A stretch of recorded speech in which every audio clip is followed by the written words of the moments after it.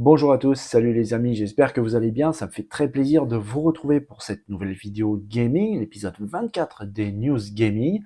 Pas mal de choses à vous dire, des choses vraiment très intéressantes. Mais avant tout, j'aimerais vraiment remercier toutes les personnes qui ont rejoint la chaîne, qui ont rejoint l'aventure. J'avais lancé un petit défi, un petit délire dans une vidéo précédente, à savoir atteindre les 200 abonnés pour le mois d'avril. Alors, le mois d'avril, on y est tout juste.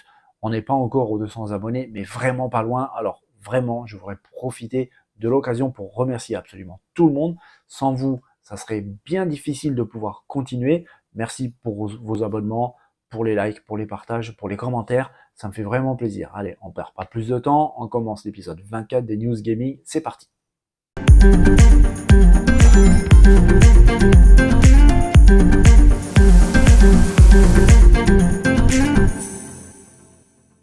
Alors c'est vrai que depuis le début de cette année 2023, en termes de communication, Sony est beaucoup moins prolifique qu'avant. On n'a pas trop habitué à ça. Alors on a eu quand même un State of Play au mois de février, mais qui pour ma part j'ai trouvé ça un petit peu presque fade. Il était surtout question de Final Fantasy XVI, qui est une exclue PS5. Mais à part ça, on n'a pas de nouvelles d'autres exclus PS5, PlayStation. Par exemple, Marvel Spider-Man 2 qui est en préparation, Marvel's Wolverine qui est également en préparation. On n'a pas de nouvelles de ces jeux-là, ni d'autres. Mais ça risque de changer bientôt. Apparemment, on devrait prendre très cher au mois de juin. Vous savez que l'E3 a été annulé, ce salon mythique n'aura pas lieu cette année, et pour ma part, je pense sincèrement qu'on se dirige plus vers une sorte de mort totale et définitive de ce salon du jeu vidéo, sauf s'ils trouvent un nouveau concept pour relancer un petit peu la machine, mais ça sent plutôt mauvais. Je pense qu'on est vraiment dans une mort cérébrale et définitive de l'E3. Mais de toute façon, les grands éditeurs, les constructeurs avaient déjà de toute manière prévu de faire leur conférence à eux-mêmes en marge et autour de l'E3. Donc c'est ce qui est prévu et c'est ce qui va arriver. Il y a la Summer Game Fest qui arrive aussi. Et Sony va très probablement nous présenter un showcase qui s'annonce énorme, normalement et qui devrait arriver avant le 8 juin. On attend des confirmations de ce côté-là. Showcase qui s'annonce, comme je vous l'ai dit, absolument énorme, où Sony prépare vraiment du lourd. Normalement, il devrait y avoir des nouveautés de jeux très importantes. Il y a des rumeurs comme quoi il pourrait y avoir l'apparition de Ghost of Tsushima 2. Bien sûr, on verra des images, je pense, très certainement, de Spider-Man 2, de Wolverine. Apparemment, une grosse rumeur fait état aussi de The Last of Us Faction, un jeu multijoueur tiré de la célèbre et mythique série The Last of Us. On pourrait voir beaucoup de choses, à tel point que Sony prévoit avec ce showcase de préparer la seconde phase de la vie de la PS5.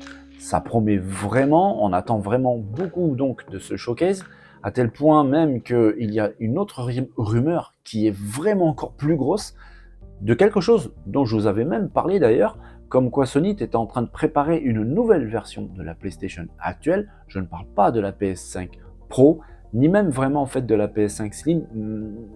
Peut-être que Sony prévoit de réduire un petit peu quand même la taille de sa PS5 actuelle.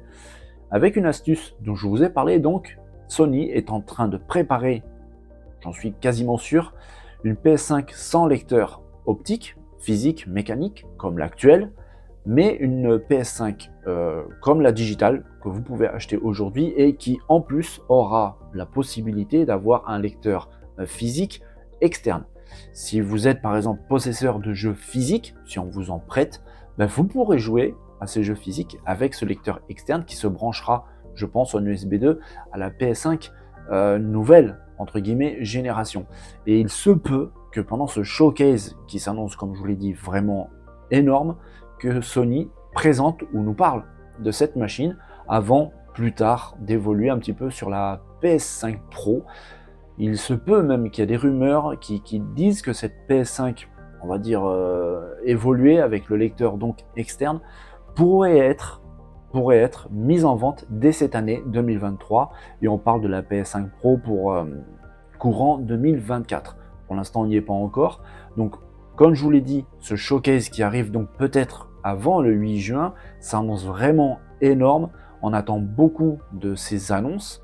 Sony est plutôt discret en ce moment, c'est peut-être aussi pour ça, hein, ils sont en train de travailler en interne chez eux pour préparer ce showcase de mois de juin. On attend beaucoup, je vous tiens au courant sur la chaîne parce que ça s'annonce vraiment épique. Il y a peu de temps, dans une précédente vidéo, je vous avais parlé d'un jeu très attendu dans le monde PC, jeu qui a fait littéralement le bonheur de millions de joueurs sur PlayStation, y compris moi. Ce jeu, c'est The Last of Us Part 1, qui sortait donc sur PC. On attendait beaucoup de ce jeu sur PC, car avec nos machines actuelles, la capacité de nos cartes graphiques, on pouvait s'attendre à quelque chose de vraiment très costaud techniquement. Eh ben, malheureusement, c'est pas le cas du tout, parce que la sortie de The Last of Us Part 1 est véritablement catastrophique. Il n'y a absolument rien qui va dans le jeu, des bugs, des plantages partout, vous pouvez le redémarrer plusieurs fois avant de pouvoir y jouer quelques minutes. Le système de collision, ben, ça va pas du tout, les animations, ça va pas du tout, les graphismes, alors les graphismes, c'est juste catastrophique.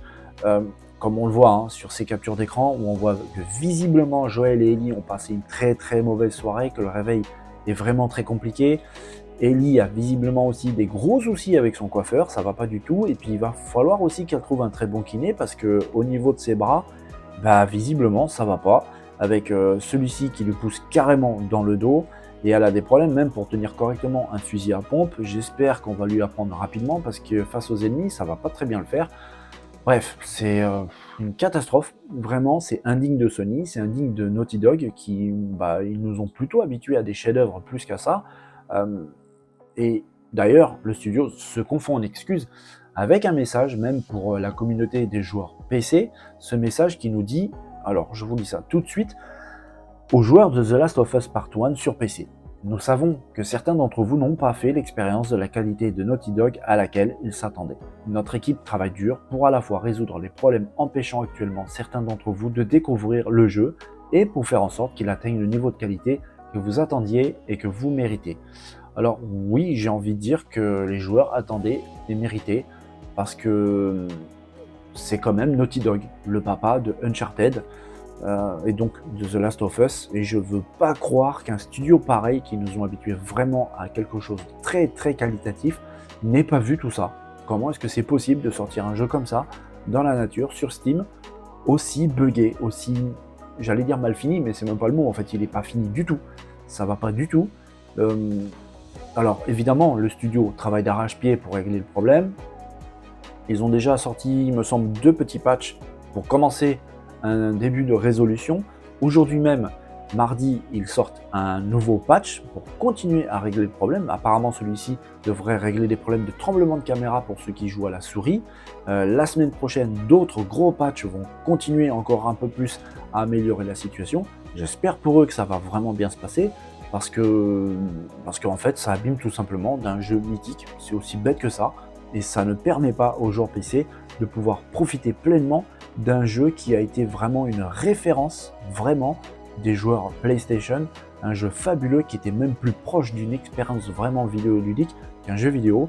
Alors, bien sûr, The Naughty Dog ont une réputation, on sait qu'ils travaillent vraiment très bien, on peut avoir confiance en eux, j'espère qu'ils vont régler le problème, mais j'espère qu'ils vont le faire vite et bien, parce que bah, c'est dommage pour un jeu pareil d'être aussi buggé, d'avoir de tant de problèmes dès le jour de sa sortie. Si vous êtes possesseur d'une console Xbox Series, on va parler de la série X par exemple, vous savez très bien que vous pouvez augmenter la capacité de stockage de votre machine via un tout petit SSD à mémoire flash qui s'enfiche à l'arrière de votre console, et ainsi vous pouvez libérer de la place de votre console en téléchargeant et en installant des jeux directement sur ce petit SSD. Alors c'est très efficace, c'est vraiment très rapide, ça utilise tout simplement la même technologie de mémoire de la console qui est vraiment rapide. Ça rend les deux, le périphérique et la machine, parfaitement compatibles, ça marche très très bien. Ce SSD, on le voit ici, qui est fabriqué par Seagate, vient s'enficher donc comme je l'ai dit à l'arrière de votre machine, et c'est très efficace, c'est vraiment pratique. Mais il y a un hic, vraiment il y a un gros problème, c'est que jusqu'à aujourd'hui, il n'y a qu'un seul fabricant pour ce périphérique, et c'est Seagate. À cause de ça, le constructeur, le fabricant, a le monopole sur ce périphérique, et à cause de ça, ils peuvent pratiquer les prix qu'ils veulent. Au jour d'aujourd'hui, si on veut acheter un périphérique pareil pour la console, il faudra se décharger de 230 €, rien de moins, c'est quand même vraiment cher, c'est exagéré, c'est abusé. pour un tout petit SSD, alors certes 1 Tera, mais quand même 230 €, franchement c'est exagéré, mais c'est en train de changer. Un autre constructeur fabricant de mémoire très connu est en train d'arriver sur le marché pour la Xbox, c'est une très bonne chose. Ce constructeur qui est un concurrent de Seagate n'est autre que Western Digital. Avec sa série Black, il est en train de sortir un Western Digital Black pour la console Xbox qui s'en fiche exactement de la même manière, qui donne exactement les mêmes performances, parfaitement compatibles avec la console, mais il y a un petit plus, c'est son prix. Il a été listé sur le site Best Buy que je n'ai plus retrouvé, la page a été supprimée, mais il a quand même été listé à peu près 179 $. Ça fait quand même une jolie différence par rapport aux 229 à peu près dollars pour le Seagate, pour exactement la même chose, pour exactement les mêmes performances. Ça va très probablement obliger Seagate à revoir un petit peu le prix pour le sien, bien évidemment à la baisse, ça va rééquilibrer les choses. Et c'est pas plus mal parce que quand on sait que pour faire exactement la même chose sur PS5, ça coûte à peu près 2 fois moins cher, c'est un petit peu gênant hein, pour les joueurs Xbox qui ont bien envie, évidemment, hein, on les comprend, d'augmenter la capacité mémoire de leur console, mais à un prix de 230 €, sincèrement, c'est beaucoup trop cher. On attend un peu plus des nouvelles sur ce Western Digital Black pour Xbox. Je vous ai dit, la page a été supprimée chez Best Buy, mais quand même, je l'avais repéré. J'avais pas fait de capture, c'est bien dommage, mais en tout cas, ça arrive à un prix vraiment beaucoup plus intéressant, même si je le concède, c'est encore un petit peu cher, mais en tout cas, les choses sont en train de bouger au niveau du stockage externe pour console Xbox. Le studio Frictional Games a dévoilé aujourd'hui une courte vidéo de gameplay de leur prochain jeu, Amnesia The Bunker. Ce jeu, je rappelle, qui a été repoussé, il devait sortir au mois de mars, mais il sort normalement le 16 mai prochain. Je rappelle qu'il est prévu sur PC, PS4, Xbox One, Xbox Series X et S, pas à ma connaissance sur PS5, on verra. En tout cas, la vidéo de gameplay est plutôt prenante, très pesante. Je rappelle que c'est un jeu horrifique avec une ambiance très pesante. La vidéo dure à peu près 1 minute 56 secondes. On y voit un joueur donc dans les couloirs d'un bunker. Il va tomber nez à nez avec un petit groupe de rats, sauf que bon, les rats sont quand même relativement imposants, et pour s'en débarrasser, il va être obligé d'utiliser un explosif, on les voit ici. Le souci, c'est que la grenade va faire du bruit, et les monstres qui sont à votre poursuite dans le bunker vous repèrent grâce au bruit. Donc il va falloir vous enfuir, mais si vous vous enfuyez, vous courez. Si vous courez, vous faites du bruit. Bref, vous voyez un petit peu où je veux en venir. Ça peut très vite devenir très angoissant, un peu n'importe quoi.